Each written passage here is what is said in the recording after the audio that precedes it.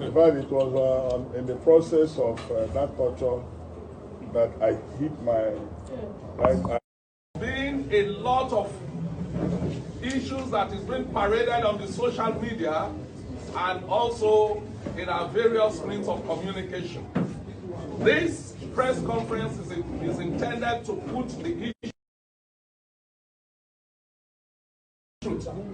and what the situation is all about. We as a church, we are very happy to present to you our father, who has been brought back safely through prayers and of course by the commitment of the Methodist people.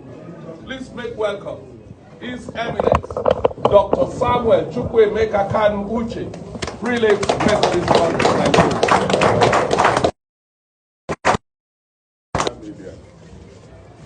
What happened was that I went to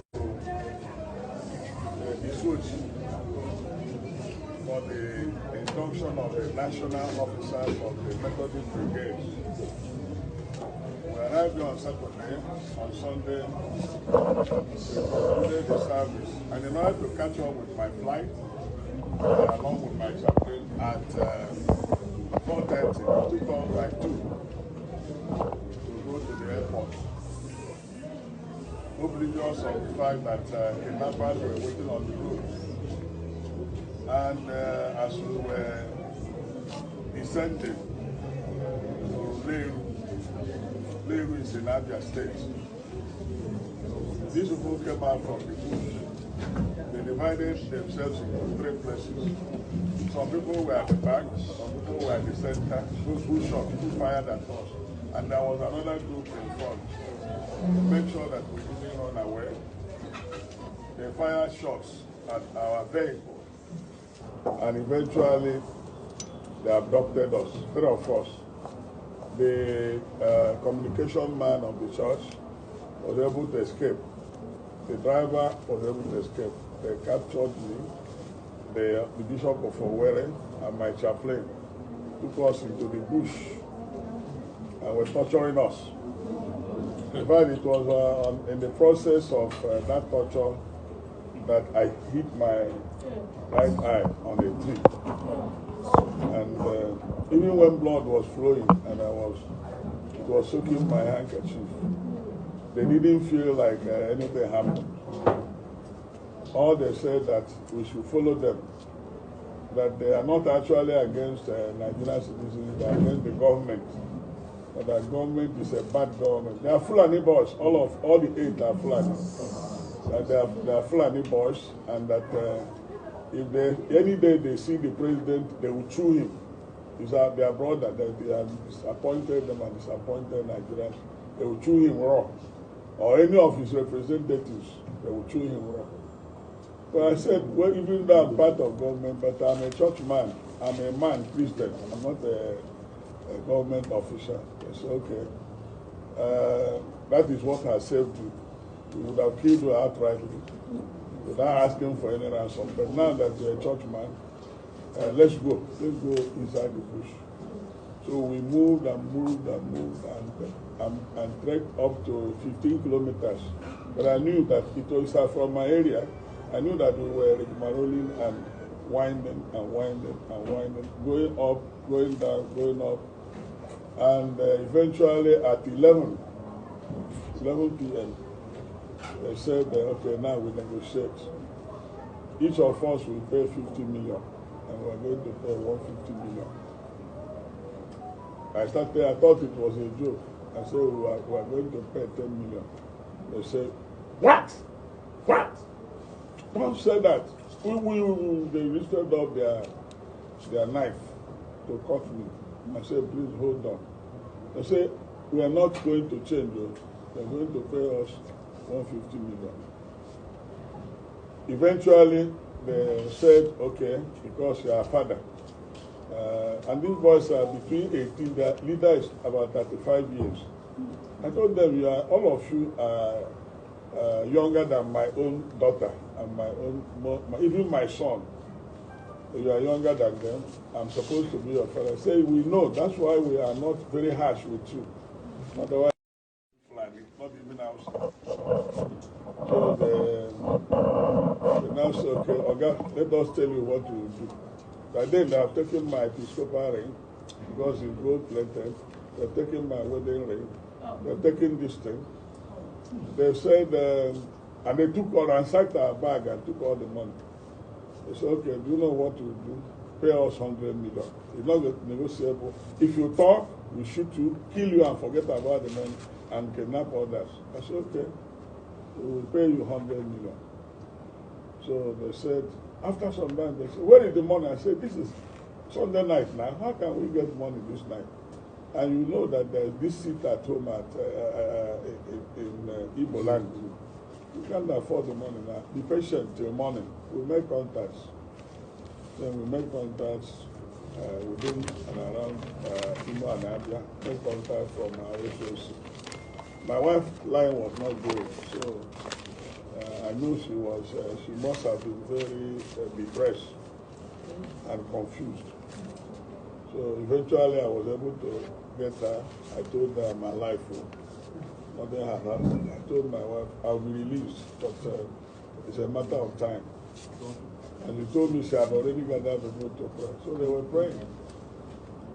Now, at the time they said, we are delaying them. My Bishop of Owerri, they laid him on something, and somebody raised knife, and they are going to cut off the head. Now the blood will spill on me, and then I'll know they're serious. The other one pointed to, I said, don't kill, is it money?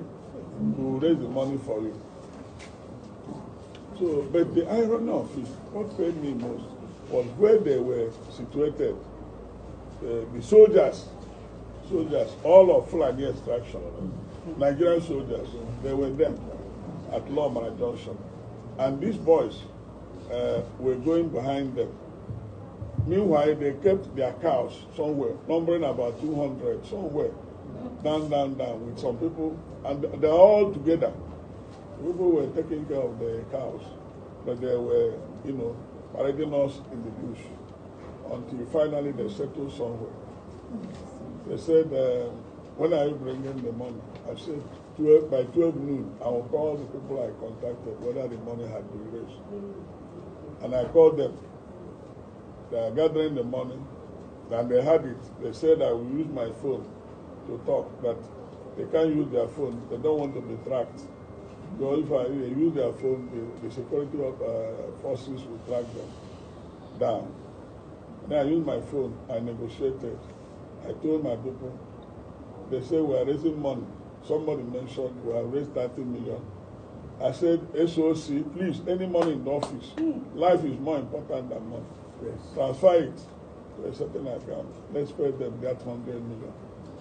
And eventually, by 3 p.m., they say, call your people. Pick the phone, said, we have raised 130 million. I said, please, give them 100 million. And the package, they said, their leader said, package the money. Their leader was born in Igbo land. It's a boy from Sudan, but the parents had died. He was born in Igbo land. She said he was born around Omai, Hamuzu, where the father was a cow dealer. Cow. The boy understood the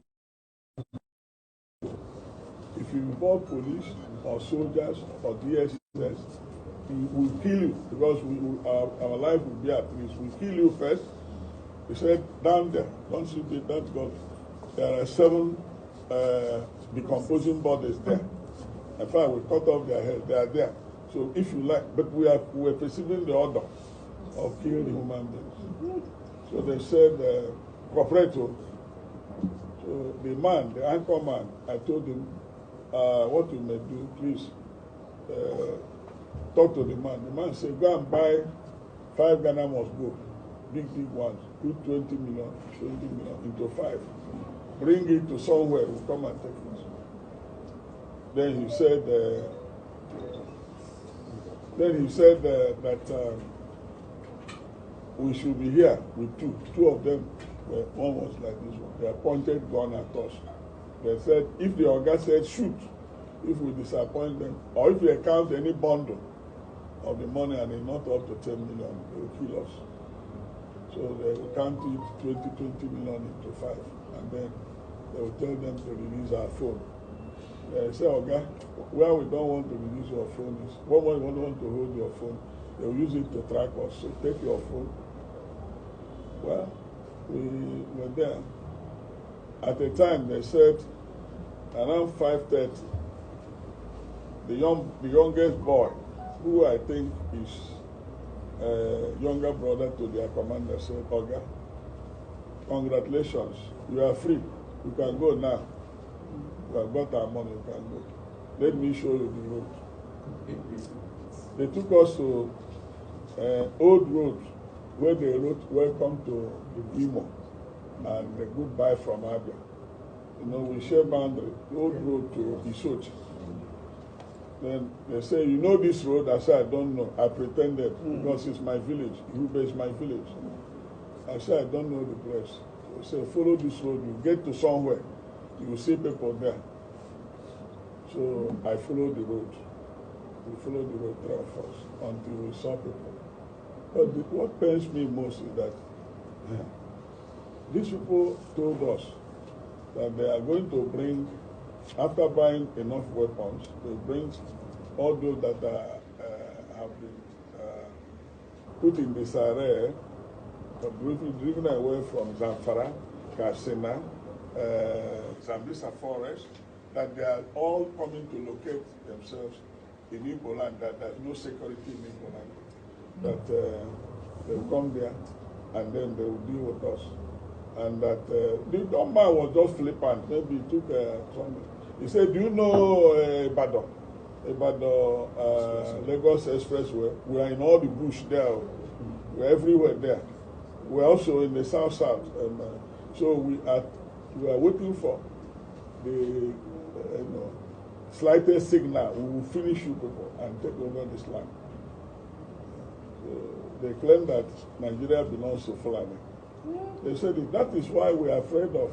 You know, I've been talking about this open grazing and this road. They have a plan. They have a plan. And I accuse the soldiers who are not non-Christians. Some of them are Fulani. They are part of it. Because they are shooting this man. You know, when our people wanted to comb the bush, the soldiers said, if you move a step, we'll finish you. Don't go there.